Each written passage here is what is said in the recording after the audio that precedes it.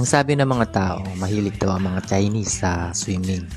Ang sagot naman sa tanong na ito ay isang wordplay o biro lang na kadalasang ginagamit sa mga kwentuhan. Bakit mahilig sa swimming ang mga Chinese? Kasi mahirap daw silang ilubog sa negosyo.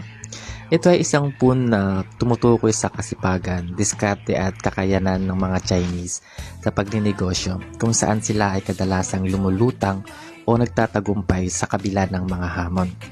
Sa totoo lang, walang partikular na ebidensya o impormasyon na nagsasabing ang mga Chinese ay mas mahilig sa swimming kumpara sa ibang lahi.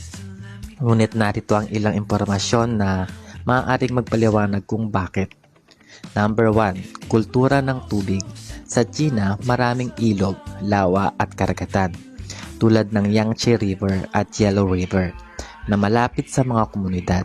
Dahil dito, maraming Chinese ang lumaki sa mga lugar na may tubig kaya natural sa kanila ang pag-aaral ng swimming.